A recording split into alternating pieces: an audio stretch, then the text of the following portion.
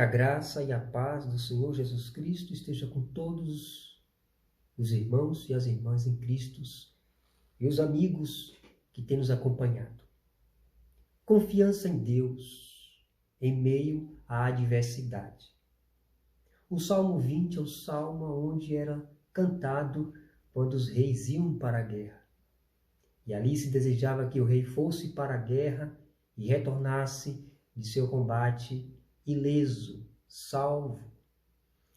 O versículo 1 do Salmo 20 nós temos a seguinte referência da palavra de Deus, a santa, inerrante, infalível, autoritativa palavra de Deus. Diz assim o salmista para nós: o Senhor te responda no dia da tribulação.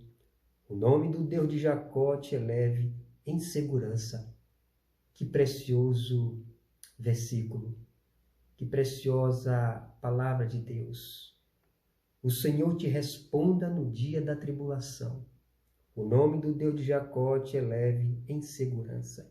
Nós temos aqui 3 expressões a considerar sobre o versículo em foco. E a primeira delas é: o Senhor te responda no dia da angústia. A segunda, o nome do Deus de Jacó.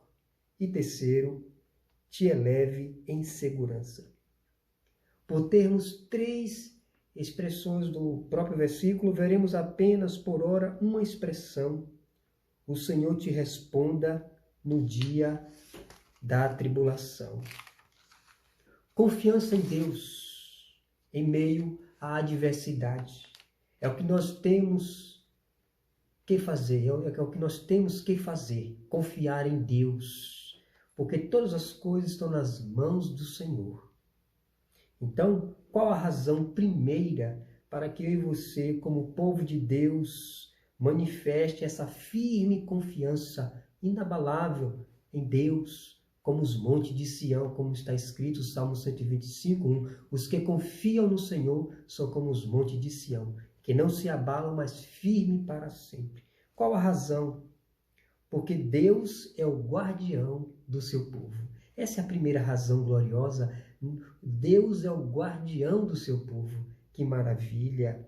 Isto ele faz de 2 maneiras. De 2 maneiras Deus se manifesta como guardião do seu povo. O salmista diz: o Senhor te responda no dia da tribulação.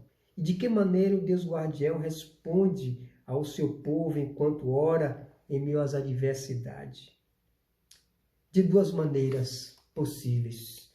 A primeira, concedendo graça para suportar e superar os momentos adversos. Então Deus, o Deus guardião, o Deus da misericórdia, ele concede graça ao seu povo, para suportar e superar os momentos adversos. Notamos isto claramente quando o apóstolo Paulo, pede a Jesus que retire o espinho de sua carne. E o que ele ouve de Jesus é: a minha graça te basta, porque o poder se aperfeiçoa na fraqueza.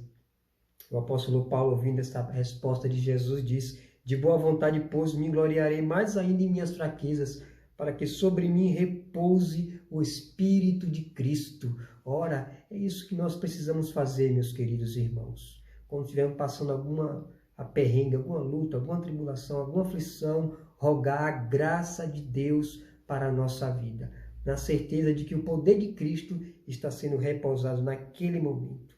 Então, apesar do espinho não ter sido tirado, removido do apóstolo, a graça de Cristo, a graça de Jesus estava sobre o apóstolo Paulo, manifestando em poder para que ele pudesse suportar o espinho e triunfasse sobre os espinhos. Muitos dos servos, muitos cristãos não entendem porque muitas das vezes passa por certos apertos, por certas aflições. Muitas pessoas não compreendem, nós não compreendemos muitas vezes. Mas a verdade que é, jamais nenhum deles, nenhum de seus servos, esteve desamparado da graça de Cristo, dessa graça poderosa, desse socorro poderoso. que Deus concede para que ele suporte aquele momento de angústia, né? E supere vitoriosamente no nome do Senhor aquele momento de aperto.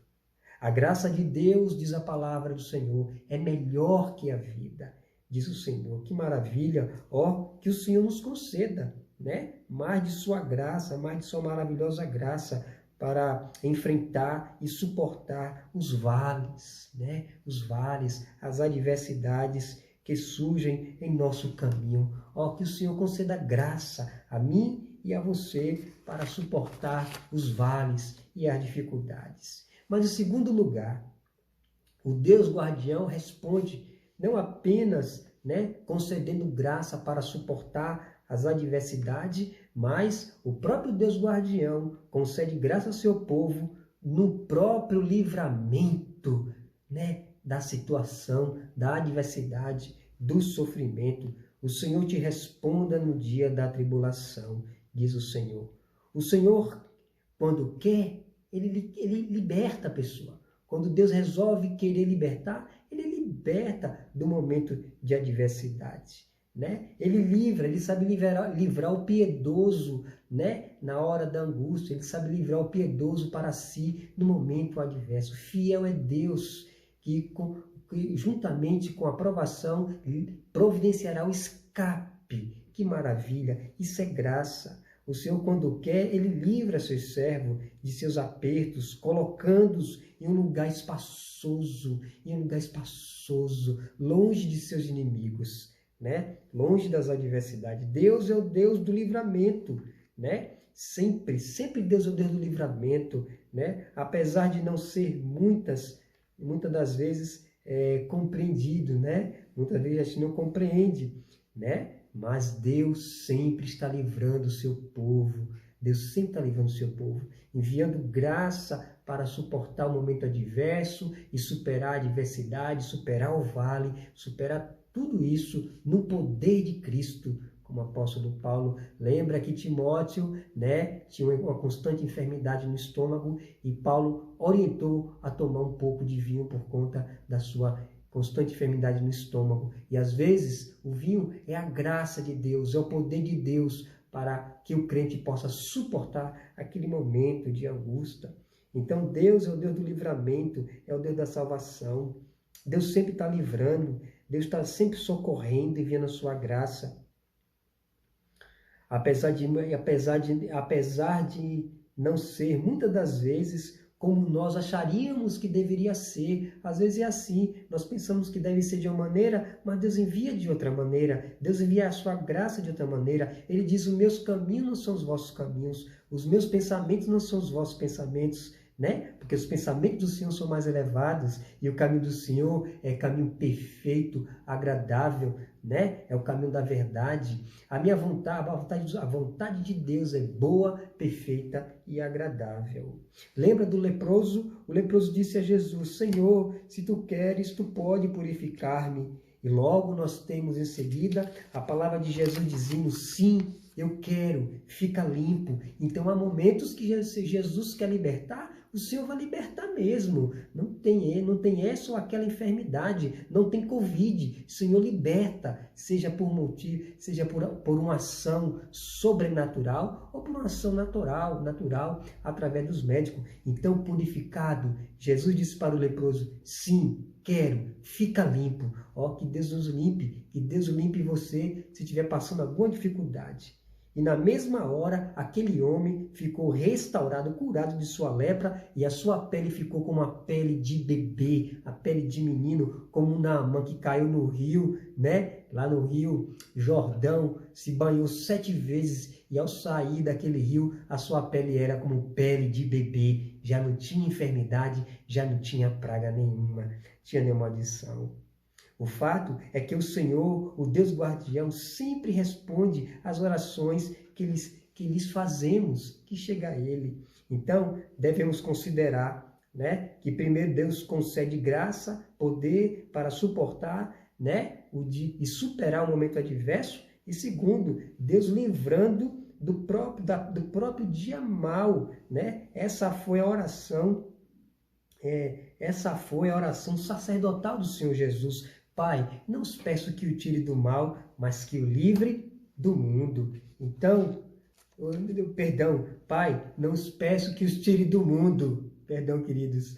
Jesus disse, Pai, não peço que os tire do mundo, mas que o livre do mal. Então, o Senhor, quando quer livrar, o Senhor livra. E as provas têm as suas ações pedagógicas, né? É na aflição que o homem é humilhado, é na aflição que o povo é quebrantado, e Deus está moldando o caráter de Jesus em nossa vida, querido. Então não murmuremos, mas peçamos graça do Senhor. Então, queridos, confiança tenhamos em Deus, confiança na palavra e no Senhor. Ele está com a linhagem do justo, e a linhagem do justo é a linhagem dos crentes, é a linhagem do povo de Deus que foi comprado e redimido pelo sangue dele. Não nos turbemos, não nos turbemos. Por qualquer coisa, não nos turbemos. O apóstolo Pedro disse lá em uma de suas epístolas, que nenhum de vocês, que nenhum de nós estejamos perturbados, quer por epístola nossa, quer por palavra nossa, porque a vinda do Senhor não será desse jeito. Então, confiemos na palavra, confiemos no Senhor. Então, não nos turbemos, né? Jesus disse, crede em Deus, crede também em mim. Devemos crer em Deus e crer em Jesus. Perto está o Senhor de todos que invocam em verdade. Quero concluir essa palavra dizendo, o Senhor dos Exércitos está conosco. O Deus de Jacó é o nosso refúgio. Que você se refugie nele, que nós possamos nos refugiar nele até que as calamidades passem. Que Deus te abençoe. Amém.